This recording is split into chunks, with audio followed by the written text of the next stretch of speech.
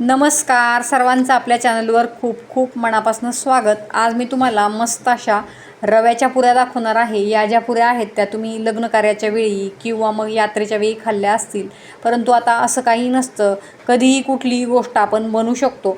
तर इथे मी एक मोठा डबा भरून रवा घेतलेला आहे, त्यामध्ये आपल्याला थोडंसं तेल टाकून घ्यायचं आहे। तेल टाकून हा जो रवा आहे तो आपल्याला चांगला लालसर रंगावर येईपर्यंत 10 ते 15 मिनिटांसाठी भाजून घ्यायचा आहे। पूर्वी या ज्या पुऱ्या आहेत त्या आपल्याला फक्त लग्नाच्या वेळी किंवा मग यात्रा असेल त्यावेळी खायला मिळायच्या। आता लग्न देखील पावसाळ्यात होतात, त्यामुळे या पुऱ्या पावसाळ्यात देखील बनवल्या जातात। शिवाय या ज्या पुऱ्या आहेत त्या 5 ते 6 महिने आरामात टिकतात, त्यांना काहीही होत नाही। तर आता या पद्धतीने या ज्या पुऱ्यांचा रवा आहे तो आपल्याला चांगला खरपूस असा भाजून घ्यायचे। लक्षात ठेवायचे, आपल्याला या रव्यापासून सारण बनवायचे आणि रवा चांगला भाजला तरच आपलं सारण छान बनतं। या सारणाची जी चव असते ती वाढते, ती म्हणजे या ज्या आपण वेलची वापरतो त्यामुळे।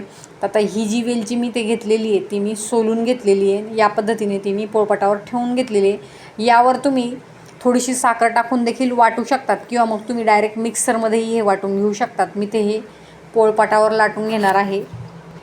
छान अशी बारीक पूड इथे आपल्याला या वेलचीची करून घ्यायची आहे। वेलची पूड वापरत नसाल तर तुम्ही सुंठ पावडर नक्की या सारणामध्ये टाका, त्याने आपल्या पुऱ्यांची जी चव आहे ती खूप छान लागते। आता बघा, हे जे आपण वेलचीचे जे दाणे घेतलेले आहेत ते आपण बारीक असे वाटून घेणार आहोत आणि ते आपण एका डिशमध्ये आता काढून घेऊयात। साईड बाय साईड आपल्याला रवा देखील भाजून घ्यायचा आहे, नाहीतर रवा आपला गॅसवर जळू शकतो। कंटिन्युअसली ढवळत तो मी भाजत होते। बघा, कलर रव्याचा आता इथे चेंज होण्यास सुरुवात झालेली आहे। आता ज्या डब्याने आपण रवा मोजला आहे तोच डबा मी इथे घेतलेला आहे आणि त्यामध्ये आपल्याला मी एक डबा भरून रवा घेतला होता, तर एक डबाच मी इथे गूळ घेणार आहे। पुऱ्यांचं जे सारण असतं ते बनवताना समप्रमाणात गूळ घ्यावा लागतो, म्हणजे पुऱ्या मस्त अशा गोड बनतात। तुम्हाला थोडं कमी गोड आवडत असेल तर तुम्ही पाऊण डबा घेतला तरी देखील चालू शकतं। बघा, या पद्धतीने चांगला लालसर रंगावर मी चांगला 20 मिनिटांसाठी जो रवा भाजून घेतलेला आहे आणि एका कटोरीमध्ये मी तो काढून घेतलेला आहे। एखाद्या मोठ्या भांड्यातच हे काढायचं आहे, म्हणजे आपल्याला सारण बनवायला सोपं होतं आणि नंतर ते मिश्रण हलवायलाही सोपं होतं।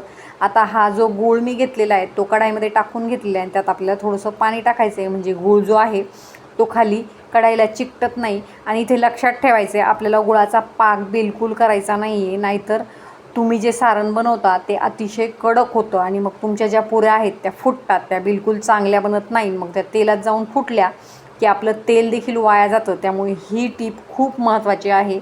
आपल्याला हा जो गूळ आहे त्याचा पाक करायचा नाही आहे, फक्त आपल्याला गूळ इथे वितळून घ्यायचा आहे। बघा, हे गुळाचे खडे आता हळूहळू मेल्ट होण्यास सुरुवात झालेली आहे।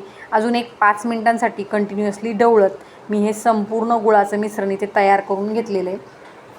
आपण जो रवा कटोरीमध्ये काढून घेतलेला होता त्यामध्ये आपल्याला ते गुळाचं जे मिश्रण आहे ते गाळणीने गाळून घ्यायचे, म्हणजे गुळात काही घाण असेल तर ती निघून जाते।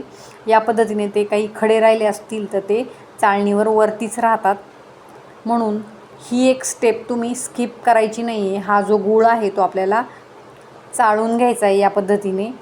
आता हे जे गुळाचं मिश्रण आहे ते गरम आहे, त्यामुळे चमच्याच्या साहाय्याने आपल्याला ते व्यवस्थित रव्यामध्ये मिक्स करून घ्यायचं आहे। आता हे मिक्स करत असताना आपण जी वेलचीची पूड वाटून घेतलेली आहे ती यामध्ये एक छोटा चमचा टाकून घ्यायची। त्याचबरोबर चवीपुरतं मीठ आपल्याला टाकायचं आहे। कुठल्याही गोडाच्या पदार्थामध्ये मीठ टाकल्याने त्या पदार्थाची चव खूप छान लागते आणि गोडाच्या पदार्थात तर नक्कीच मीठ टाकावं। आता हे आपण व्यवस्थित मिक्स करून घेऊयात। छान असं हे जे सारण आहे ते आपल्याला एकजीव करून घ्यायचं आहे। आता जरी तुम्हाला हे मिश्रण पातळ दिसत असलं तरी आपण हा रवा भिजण्यासाठी ठेवून देणार आहोत। भिजल्यानंतर ते खूप छान असं कडक होतं, नंतर ते आपल्याला फोडून मग मोकळं करावं लागतं। आता यावर झाकण ठेवून मी याला रात्रभरासाठी मुरण्यासाठी ठेवून देणार आहे। आता मी इकडे पुरीसाठी जे पीठ मळलं जातं ते मळून घेणार आहे। त्यासाठी मी ताटामध्ये थोडंसं मीठ टाकलेलं आहे आणि तेल टाकून घेतलेले। आता यामध्ये पाणी टाकून आपल्याला पीठ मळून घ्यायचं आहे। ज्याप्रमाणे आपण चपात्या बनवण्यासाठी पीठ मळतो त्याचप्रमाणे सॉफ्ट असं पीठ आपल्याला इथे मळून घ्यायचं आहे। तेच पीठ पुऱ्यांना वापरलं जातं। या पद्धतीने मी पीठ मळून घेतलेलं आहे। तुम्हाला मी म्हटलं होतं, आपण जे सारण रात्रभर भिजत घालतो ते सकाळी भरपूर असं कडक होतं, ते या पद्धतीने फोडून आपल्याला त्यात काही गुठळ्या असतील तर त्या फोडून घ्यायच्या आणि मऊसूत असं ते करून घ्यायचे। आता संपूर्ण हे जे सारण आहे ते मी फोडून घेणार आहे आणि यातील गुठळ्या ज्या आहेत त्या फोडून घेणार आहे। तर बघा किती कडक असं ते झालेलं आहे, ते आपल्याला फोडून घ्यायचं आहे.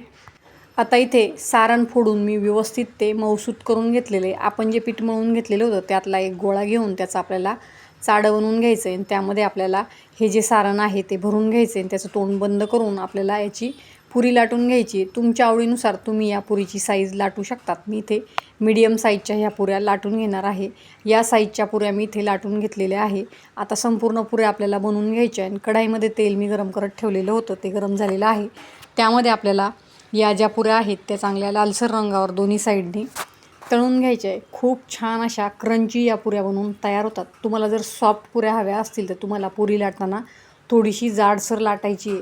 बघा किती छान अशा मस्त क्रिस्पी पुऱ्या आपल्या इकडे बनवून तयार झालेल्या आहे. या पुऱ्यांसोबत दही जे आहे ते अप्रतिम लागतं, त्यामुळे दही बिलकुल विसरायचं नाही आहे. तर आता बघा इथे दही देखील मी घेतलेलं आहे आणि रेसिपी अतिशय सोपी, त्यामुळे तुम्ही ती नक्की ट्राय करायची आहे.